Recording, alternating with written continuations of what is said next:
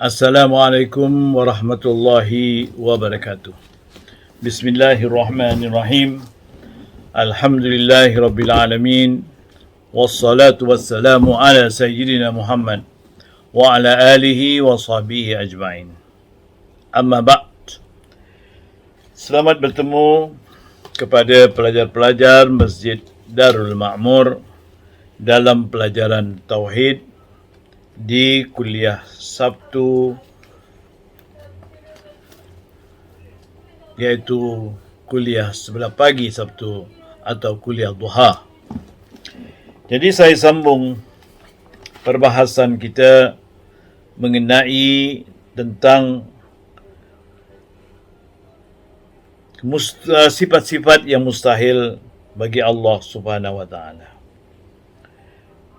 Sebelum itu, untuk peringatan balik, mana kita haruslah tahu tentang Allah. Ada lawannya, mustahil tiada. Bersedia, mustahil ada permulaan. Tiada kesudahan, mustahil ada kesudahan. Tiada bersamaan, mustahil ada bersamaan. Berdiri sendiri, mustahil bergantung pada benda lain. Wahdaniyah, se-esa, mustahil ia tidak se. Itulah antara mustahil-mustahil dalam sifat-sifat nafsiyah dan salbiyah. Begitu juga sifat akan datang, yang mana sama, mendengar, mustahil dia tuli. Basar, melihat, mustahil dia buta. Kalam, berkata-kata, mustahil dia bisu. Begitulah juga kudrat, mustahil dia tidak ada kuasa, lemah. Kemudian iradat, ada kehendak, mustahil dia tidak ada kehendak, artinya dipaksa. Ilmu, mengetahui, mustahil dia jahil. Dan seterusnya, hidup, mustahil dia mati. Ini semuanya makna sifat-sifat untuk mengenal Allah Ta'ala, yang wajib dan yang mustahil. Baiklah, kita balik kepada perbahasan kita. Kita dapat dalam Quran perkataan muka surat 118. Dalam Quran ada Allah Ta'ala mengatakan, Yadullah fauqa aydihim. Jadi kalau orang cakap yad, mana semua orang tahu yadun tu tangan. Allah ialah lafzul jalalah, artinya zat Allah Ta'ala. Fauqa makna di atas. Aydihim, tangan-tangan mereka. Mereka ni maksudnya ialah orang-orang Islam, orang mukmin yang sama-sama berbai'ah dengan Rasulullah sallallahu alaihi wasallam dengan menguatkan tangan begitu. Jadi mereka sama-sama berjanji untuk menjaga Nabi, untuk membela agama, membela Nabi. Jadi tangan mereka semua itu bersatu. Jadi Allah Ta'ala mengatakan tangan Allah di atas tangan-tangan mereka. Jadi adakah sekarang tangan itu tangan? Betul-betul tangan? Inilah yang selalu menjadi persoalan. Jadi kalau kita katakan tangan macam kita punya jenis, seperti ada jari, ada urat, ada tulang bergerak, itu tentunya mustahil bagi Allah SWT. Dan ayat lagi, tadi ayat mana surah apa? Surah Al-Fatah. Di dalam surah Ar-Rahman pula, Allah Ta'ala mengatakan, wa yabqa wajhu rabbik. Dan kekallah. Yabqa tu kekal. Fi'il mudhari' dalam bahasa Arab. Yabqa, mana kekal lah. Wajhu, wajah. Rabbik, Tuhanmu. Jadi kita kenal wajah tu apa? Wajah kepada Allah, kepada Tuhan, wajah Tuhanmu. Wajah Tuhanmu. Tuhanmu mana Allah. Jadi adakah wajah tu wajah seperti kita, iaitu ada telinga, ada hidung, ada mata, ada bibir, dan macam wajah lah, wajah. Kita tengok singa ada wajah, rimau ada wajah, ular pun ada wajah, ikan pun ada wajah, semua ada wajah. Itu wajah. Kita tengok wajah ikan lain, wajah singa lain, wajah rimau lain, wajah kucing lain, dan wajah manusia lain, wajah monyet pun lain. Jadi adakah Tuhan begitu? Ada wajah begitu? Jadi inilah yang menjadi yang dikatakan ayat yang mengelirukan. Jadi perlu kepada pengertian. Tak bolehlah kita maknakan begitu saja. Itu kedua. Ketiga. Yang ketiga ni, ini kita akan baca sekarang. Wa jaa rabbuk. Dan datanglah dan telah datanglah Tuhan engkau. Surah Al-Fajr ayat 22. Wajah, jaa mana? Datang. Jadi perkataan orang putih itu go tu daripada ja. Kerana orang Arab dulu menguasai sebahagian dekat-dekat Eropah.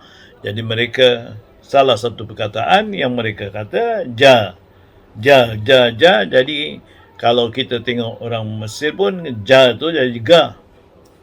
Ja jadi ga. Macam Jamil mana Gamil.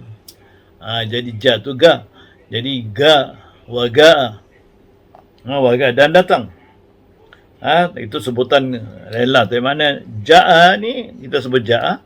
Ada yang sebut gaa, tapi kita sebut jaa. Jaa ni telah datang. Datang Tuhan kau. Jadi kita sendiri tahu makna datang. Datang. Makna datang kita tahu. Tak ada orang tak tahu makna datang. Dari mana engkau datang? Saya datang daripada Johor. Datang daripada Johor, datang ke sini. Itu datang. Dari mana hujan datang? Dari atas turun ke bawah. Hujan datang. Kita beri kat sungai. Kita lihat air mengalir. Di mana air datang? Daripada bukit. Air ini datang ke sini. Itu datang. Jadi Tuhan datang. Adakah Tuhan begitu? Perlukah Tuhan datang? Tuhan datang dari mana? Sedangkan dunia ini semua Tuhan punya. Alam ini dia punya. Jadi datang tu bagaimana datang? Inilah yang menjadi ayat yang mengelirukan. Kecuali orang yang tahu. Jadi perlu ada pengertian. Itu dikatakan takwil. Perlu ada makna yang boleh dipahami. Supaya tidak menyengutukan Allah, tidak menyerupakan Allah, tidak mengecil-ngecilkan Allah, tidak menyamakan Allah dengan makhluk. Ini yang penting. Mencuba mencari jalan supaya tidak menyamakan manusia Allah Ta'ala dengan makhluk. Makhluk semua, manusia ke, malaikat ke, jin ke, syaitan ke, semua Allah Ta'ala tidak menyamai langsung. Lain daripada yang lain. Ini yang perlu kita ketahui. Itu sebab ayat ini adalah ayat yang mengelirukan. Mushtabihat. Bukan ayat muhkamat. Yang gitu, yang pasti. Itu muhkamat. Yang tak ada nak maknakan lain lah. Kalau kita kata tala'atis syamsu, terbitlah matahari. Tak ada maknakan yang lain. Matahari.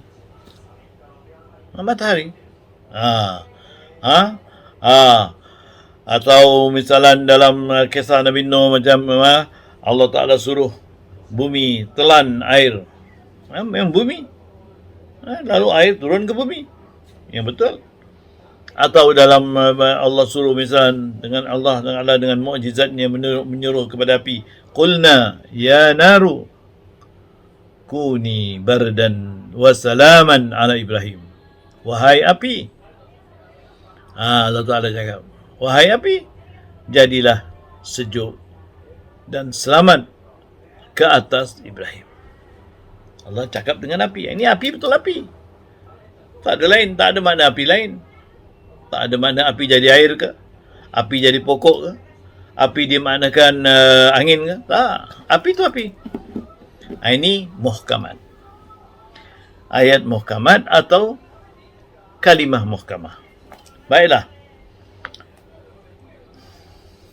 Maka segala mutasyabihat itu wajib dipalingkan bagi makna yang lain daripada makna yang zahir itu dengan makna yang munasabah dengan kawaid syariah.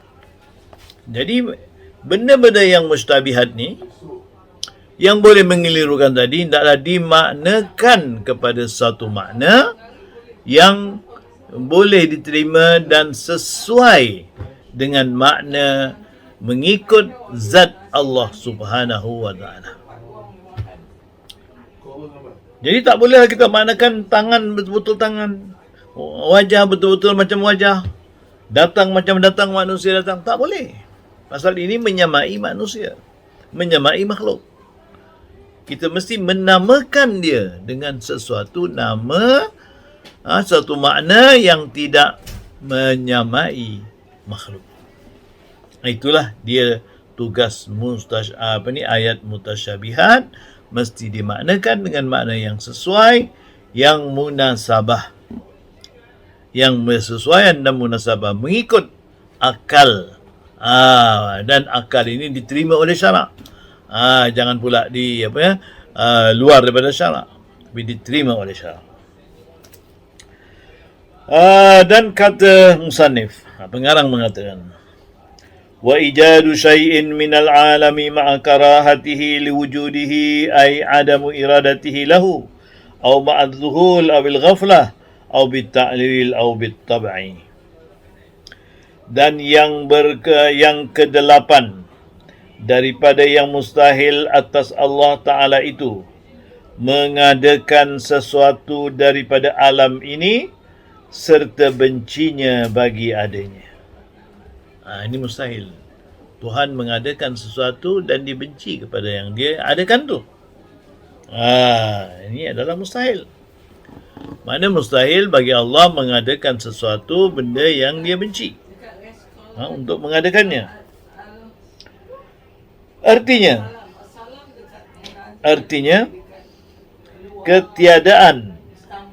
ketiadaan berkehendak ia lagi adanya atau serta lupa atau serta lalai atau dengan illat dengan i'lad atau dengan tabiat. Maknanya atau mengadakan adanya tadi dengan sebab adanya tadi ialah kerana terpaksa. Itu maksudnya, atau kerana sebab tidak kehendak, atau kerana ada sebab lain menyebabkan dia gitu.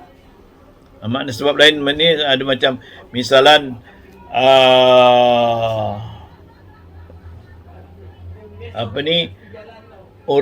ada orang tertendang batu tadi kena manusia, lalu manusia mati. Adakah orang itu berniat nak matikan orang tu? Dia tak nampak orang tu lah. Maknanya misalnya tak nampak, dia tenang kat bukit, dia tenang batu. Atau kita kat flat lah, campak lah, kita campak satu box television, dah marah ke apa, campak, kena kepala orang tu mati. Adakah kita nak bunuh orang tu? Jadi Allah Ta'ala nak mengadakan sesuatu tidak begitu. Mesti dengan kehendaknya. Makna kemahuannya. Bukan kerana terpaksa, bukan kerana lalai, bukan kerana leka, tetapi dengan betul-betul Allah Ta'ala menghendaki. Jadi mustahil Allah Ta'ala tidak tidak berbuat demikian. Berlawanan antara keduanya setengah daripada lawan Adam dan Malakah kerana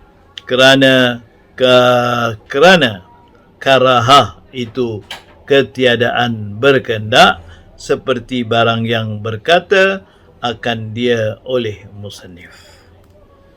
Jadi lawan kepada kehendak maknanya ialah tidak berkehendak. Lawan kepada kuasa artinya tidak berkuasa, artinya lemah.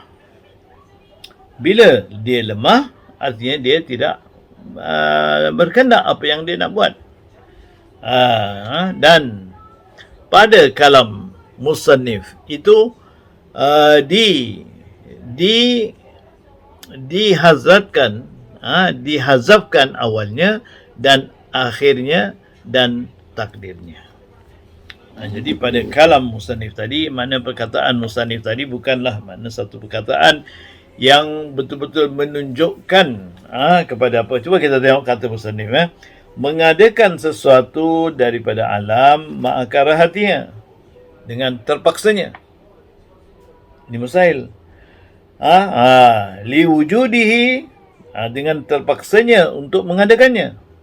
Ai adamu iradatihi, makna tiada kehendaknya lahu, au ma'an zuhul, atau kerana sebab dia lalai, ataupun makna dia tak sedar, au ghaflah, au bita'lil, atau dengan sebab ada sebab, au bil tab'i, atau dengan tabiat. Makna memang semula jadi gitu. Semula jadi ni macam ibarat macam setiap makan kenyang, kalau ada api terbakar, kalau bakar disebabkan api, itu adalah semula jadi. Jadi ini adalah mustahil bagi Allah Subhanahu wa ta'ala. Dan lagi kata musannif, wa ijadu syai'in minal alam aw i'damuhu ma'akaraha liwujudihi aw adamihi. Artinya mengadakan akan sesuatu daripada alam, alam ini, atau menadamkannya, makna mentiadakannya dia, serta ketiadaan kehendaknya, makna bukan kehendaknya, dan wujudnya, bagi wujudnya atau bagi adamnya. Ini yang mustahil. Makna mustahil Allah Ta'ala mengadakan sesuatu terpaksa, bukan kehendak dia, atau mentiadakan sesuatu terpaksa, bukan kehendak dia. Ini semua sesuatu yang mustahil bagi Allah SWT. Allah Ta'ala mustahil bersifat demikian. Kerana kalau dia bersifat demikian, maknanya itu adalah perkara yang mustahil. Itulah yang dikatakan oleh musannif. Dan hanya saja adalah yang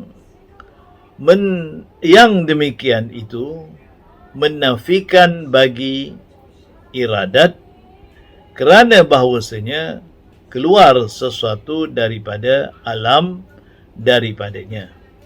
Jadi kalau sekiranya Allah Ta'ala mengadakan sesuatu kerana terpaksa, maknanya menafikan iradat. Maknanya seolah-olah Allah Ta'ala tidak ada iradat, yakni daripada iradatnya itu. Menafikan umum ta'alluqnya. Jadi kalau tak ada iradatnya, makna segala ta'alluq iradat dinafikan. Dan terlebih aula keluar sekalian alam itu daripada iradat. Jadi maknanya kalau sekiranya memang Allah Ta'ala mengadakan sesuatu tadi dengan terpaksa, atau dengan ada sebab, atau dengan tabiat, makna keluar daripada iradat Allah Ta'ala, sudah tak ada iradat. Mustahil lah. Maknanya mustahil. Maka bernafi-nafi ini bagi iradat daripada sekira-kira umum ta'alluqnya, tiada daripada sekira-kira zatnya, bersalahan mengadakan dengan illah atau tabiat. Mengadakan illah makna sebab, mengadakan kerana sebab, mana kerana sebab ini Allah jadikan gini. Sebabnya Allah jadikan bapa, jadikan anak. Mana sebab anak, maka Allah jadikan bapa. Jadi bapa tadi menjadi sebab anak. Atau tabiat, sebagaimana tabiat api membakar. Tabiat